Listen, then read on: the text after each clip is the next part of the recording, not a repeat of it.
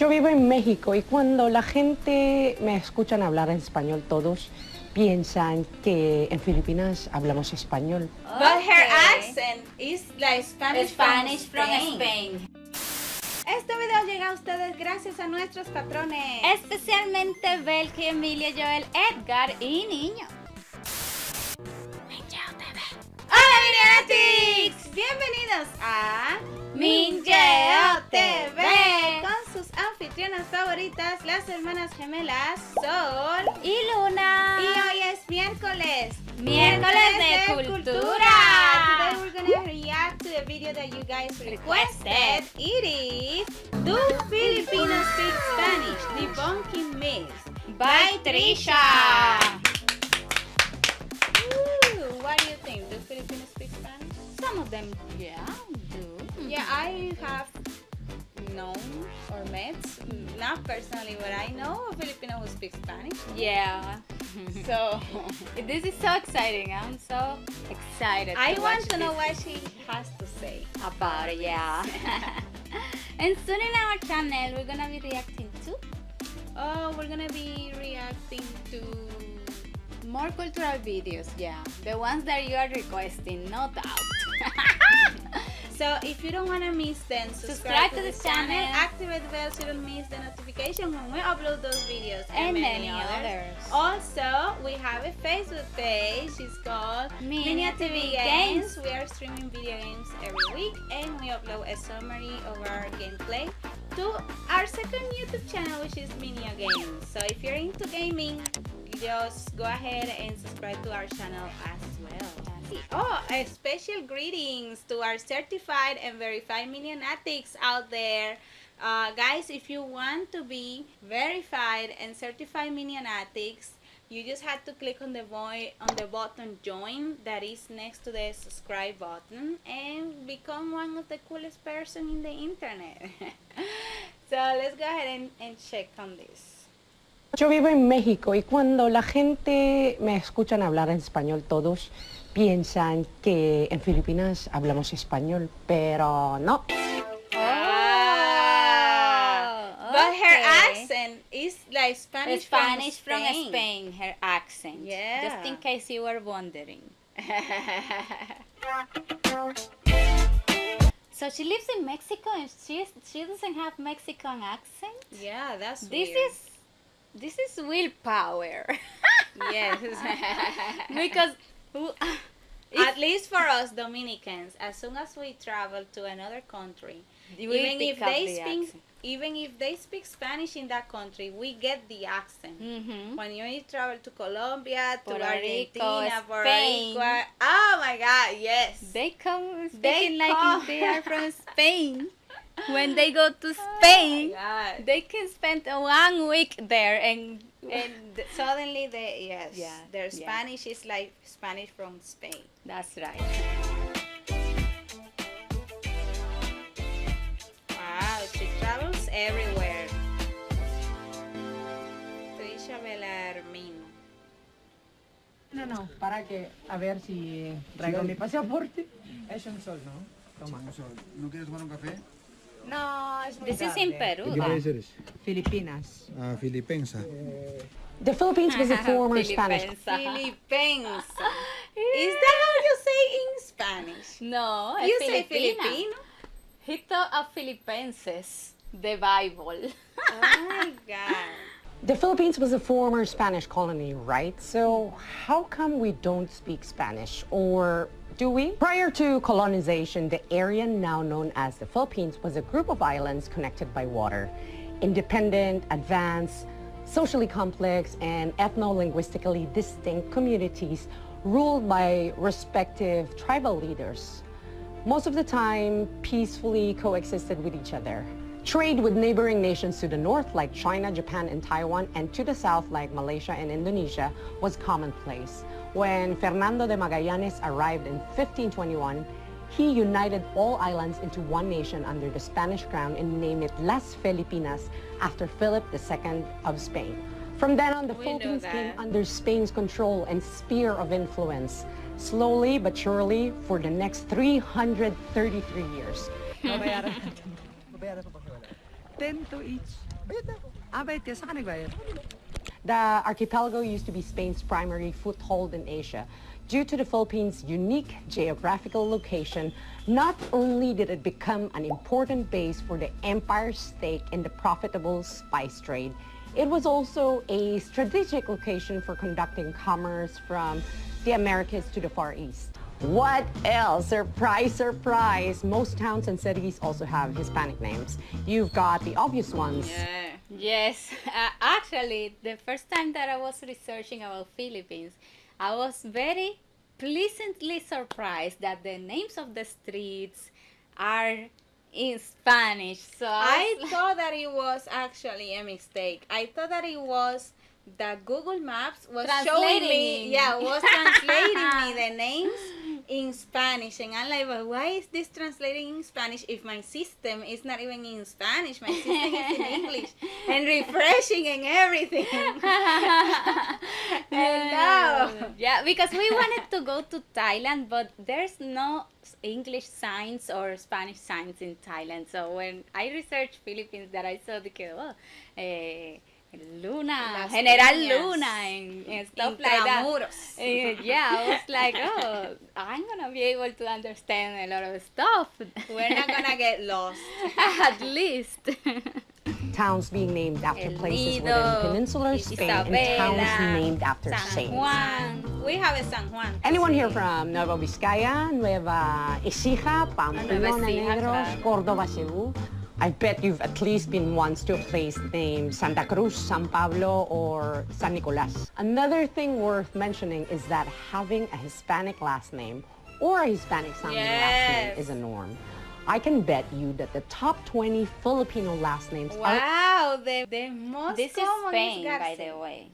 This is Spain now. Yes. Garcia, Martinez, Rodriguez, Fernandez, Sanchez, Lopez, Martin, Perez, Gonzalez, and Mohammed. Gonzalez, They're just telling you where in Spain where in came Spain this it's coming last name. from. Our last name Luna comes from Aragon, by the way. It's Oh. not in the list because it's can not bet that popular. you that the top 20 Filipino last names are all Hispanic in origin.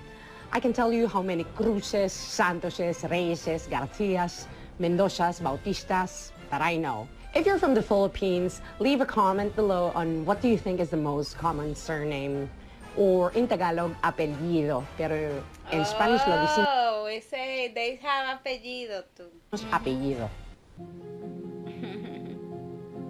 To streamline government processes like census and tax collection, and to further strengthen their rule, Spanish colonizers enacted a law making it mandatory for everyone to adopt a surname. There was literally a catalog where people can choose Spanish or local surnames from. Most of the indigenous lowland population and some Chinese immigrants as well chose to change their last names to Hispanic last names, probably believing that this change might benefit them. Food? Oh yes, you've got afritada. Wow, we didn't know.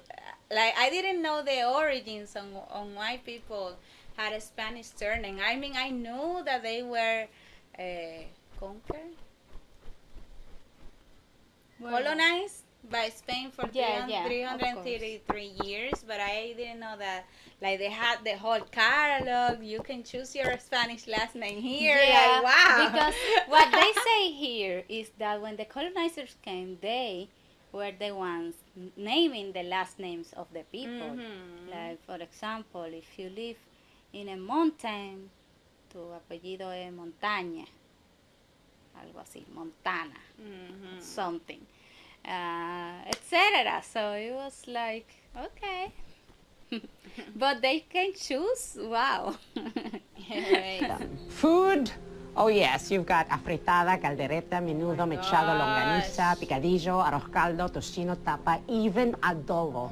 The list goes on. There are roughly around 4,000 Spanish loanwords in Tagalog, the most spoken dialect in the country, and roughly around 6,000 in Bisaya, another widely spoken dialect. Lots of words are spelled differently or bastardized, and lots of phrases are used in a different context. These two dialects in particular, because the regions where it's most widely spoken were centers of Spanish governance, which are Manila and Cebu. 75. Toma. Gracias. Almost everyone in the Philippines knows how to count in Spanish up to 100, and they don't even know it. Así que, por ejemplo, nosotros también contamos 1, 2, 3, 4, 5, 6, 7, 8, 9, 10. The way we say the time in the Philippines is also the same.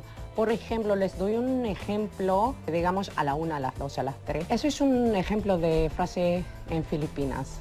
Anong oras na? A la 1 na ma. Days of the week and months are also... The interesting part is that they say a la una to reply that it's 1 o'clock. No que a la 1 in Spanish, we're gonna do something. Yeah, in Spanish we say es la una. Es la una. And if it's like, ¿a qué hora vas a hacer tal cosa? What time are you gonna do this activity? Like to plan. Then you say a la una. ¿A qué hora que nos vamos? A la 1. Exactly. That's the difference, but it's very cool. This is very cool. I love it. And I'm learning. Eso es un ejemplo de frase en Filipinas. Anong oras na? Na. Okay. Anong oras na? A la 1 na ma. A la 1. A las 2 naman. Days of the week and months are also the same. Nosotros también digamos enero, febrero, marzo, pero las letras son diferentes. Por ejemplo, marzo escribimos con S en vez de Z. Lots of words related to kitchenware or cooking are also similar. Por ejemplo, los cubiertos, digamos igual, tenedor, cuchara, cuchillo, mesa, silla, casi todos los sustantivos, la verdad. And so are things in relation to law and governance. And then there's Chavacano, a Spanish. Me encanta. She mentioned Chavacano. I love her already. Also, last week was the day of Chavacano preservation. We wanted to upload a video on culture, but we couldn't, just for you guys to know that we have this the day. Have it yeah, it's always present, yeah. It's Creole language widely spoken in the Zamboanga region. Brief history. In the hopes of further uniting the archipelago under Christianity and under their sphere of influence, the Spaniards established Zamboanga as a foothold in the predominantly Muslim South. A means to communicate was needed between the locals and the Spaniards. In many cases, some Spaniards will learn the local language to gain trust and establish a connection with the local population. But in this case, a grammatically simplified form of a language used for communication between two people not sharing common language was established. This is what you call a pidgin, which then eventually turned into Chavacano. Although spelling of words may differ, it is very similar that a person speaking Chavacano can sufficiently and aptly converse to a Spanish-speaking person. Filipinos. Aquí está nuestra guía, Mayra. Ella va a explicar, ¿qué es eso? Ahorita, ¿a qué te refieres? During Spain's 333-year-long rule, Spanish was, of course, a widely spoken language. It was even officially considered a national language alongside English and Tagalog until it officially wasn't in 1987. After 300 years of rule, you'd think Spanish would be widely spoken across the country today like it is in most Latin-American countries, but no. For almost a century now, English has been the country's lingua franca. What happened? First of all, the majority of the indigenous population of the Philippines remained intact. Unlike in Latin America, where the indigenous population was wiped out not only by the colonizers, but also by imported diseases. Furthermore, because of the Philippines' relative distance and isolation from the rest of the Spanish colonies, not a lot of Spanish people emigrated to the archipelago. Next, in terms of literacy and education, during the Spanish colonial period, as it is today, it is a privileged only reserved for those in the upper class of Philippine society, meaning Spanish-born immigrants, also known as Peninsulares, Philippine-born Spanish people, also known as Insulares, and half Filipino, half Spanish people, also known as mestizos, basically a minority of the population. In the greater part of colonial rule, the majority of the population didn't have access to education.